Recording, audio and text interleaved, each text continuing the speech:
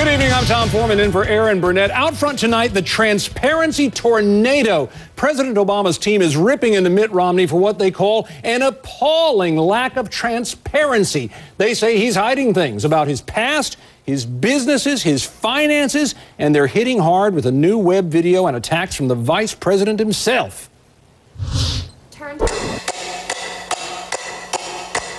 He wants you to show your papers, but he won't show us his.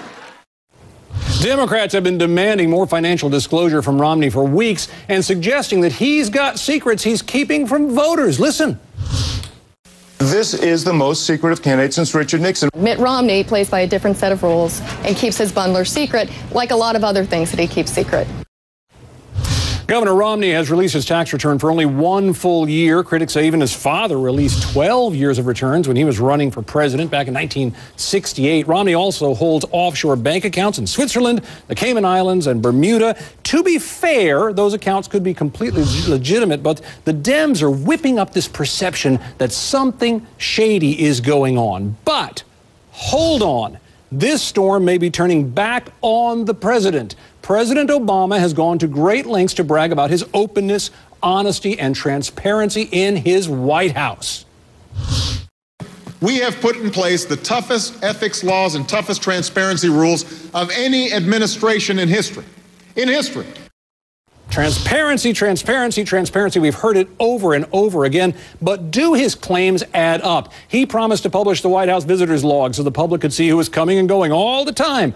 But his administration later came under fire for holding meetings with lobbyists across the street at a townhouse with no visitor records. He promised more protection for government whistleblowers. According to PolitiFact, he's done that, but his Justice Department has also prosecuted more of them than any previous president. He appointed a transparency czar, and a year later, dropped him, saying the White House attorney can handle that work. And you may remember this moment we brought you on live out front not long ago. The president was attending a fundraiser in June at the home of actress Sarah Jessica Parker. And what's that truck doing there? The Secret Service parked a dump truck in front of our camera to keep him hidden from view while he visited with the Hollywood glitterati. All of that has prompted publication from the New York Times to Mother Jones magazine to sharply criticize the president for being far from the champion of transparency he claims to be. Bottom line, it looks like both candidates need help hiding from the transparency twister as it tears through this race. Out front tonight, CNN contributor David Frum, Bill Adair, the creator and editor of PolitiFact, which has extensively covered both campaigns' transparency claims, and CNN contributor Roland Martin. Bill, let me start with you. This wide question of who's being more transparent. Is this president any better, any worse, about the same as other presidents? Well, he's definitely made considerable progress. Now, if you go back, he made a big promise. He said he would be the most transparent and open president in history. So he set a high bar for himself. And he's had mixed success. There are definitely some things that he achieved in terms of putting data online, putting data on from the economic stimulus, putting up the White House visitor logs. He's been very good at posting data. Where he has not done well is resisting the gravitational pull of Washington to do things behind closed doors. He promised that he would open the health care discussions to the cameras of C-SPAN. It never happened. And we have compiled some of these, and we found it's a mixed record of 13 core promises on transparency that we track on PolitiFact. He's got 5 kept, 5 broken, and 3 that we've rated compromised. So it's a mixed record. So, David, one of the things I've been struck by is I've looked at this ocean of information coming out of the White House, and I've heard many other reporters say the same thing.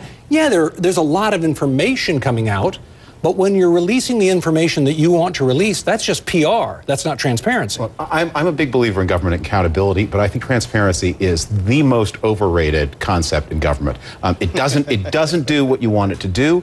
It's usually not desirable. It breeds cynicism, and of course, it's counterproductive. What do you mean it doesn't do what you want it to do? I'm a voter. I want to know what's going on. I want to know who the president's sitting down with. You think you do. But you don't really, because what you want is an effective administration that delivers positive results. And that means the president needs to have some privacy in his deliberation. But think about the publishing of the visitor logs. What does that mean in practical terms? The president wants to hear somebody's point of view, or maybe he doesn't even want to hear somebody's point of view. He grants that person the courtesy of a visit. Now it's published. Now he has to invite 6 other people whose points of view he also doesn't want to hear. We waste his time, and the way we get around it is we meet at the Starbucks across 17th Street. Okay, that's a fair point, but Roland, if that's the case, and everybody knows it, including President Obama, what did he make all these promises for if he wasn't going to open the doors and bring all the cameras in? It's called politics. That's what it's called. I mean, frankly, I have 3 words for all of this: waste of time. For both, that's exactly what it is. All this does is, this is one of those things that in a long campaign, you want to attack your opponent, to chip away at their credibility, to say, oh my God, they're hiding something. Look, that's what the Obama folks are doing right here. Let's go back to 2008. You still have, from then to now, all of these wackos on the right who want to see President Obama's college transcripts. Why is he hiding them? What's going on? Guess what? Let's go back to none of this has anything to do with housing, with getting a job, with getting education, with health care. All it is a campaign move to try to chip away at the person. It has nothing to do with policy. So frankly, it doesn't excite me at all. Well, you know what, Roland? You raise a good point when you say it's a waste of time. Bill, I kind of wonder if both camps love a waste of time like this. The president, because it keeps him from having to talk about jobs, which he does not want to talk about. Mitt Romney, because it keeps him from talking about being an out-of-touch elitist, which he doesn't want to talk about. Well, I think it's definitely put the Romney campaign on the defensive. But I think to respond to what Roland and David said, as a journalist, I need to speak up for transparency. Transparency is good. We want to know what our government is doing. And I think because of a lot of this data being out there, we do know more. We know a lot about the economic stimulus that wouldn't have been possible in the past. So transparency is a good thing. Tom, you're advocating the class interests of journalists and the professional interests of journalists. But those are not the same as the needs of the public. I mean, think about it. We know more about what goes on inside these government negotiations than we ever did, and government accomplishes much less. That in the days when we didn't know how the highway bill was put together, we got the interstate highways. Now that we do know how it happens, now that the president is even promising to put negotiations on C-SPAN, which is a guarantee that nothing will ever happen, nothing gets done. Government worked better when it was more discreet. It worked better in the 50s and 60s than it does today. So, Roland, in one quick sentence here, what would your message be to both camps right now, the president's camp and Governor Romney's? I would say shut up and focus on policy, okay? We know Mitt Romney's a rich guy. Got it. Next. So shut up, focus on policy, and give me concrete plans that you want to move the nation forward, not sitting here saying, oh, where is his account and what his college grades were. I don't care. All right. Thanks to all 3 of you for being here, and we'll see where it goes next. I don't think we've heard the last of it. There's more.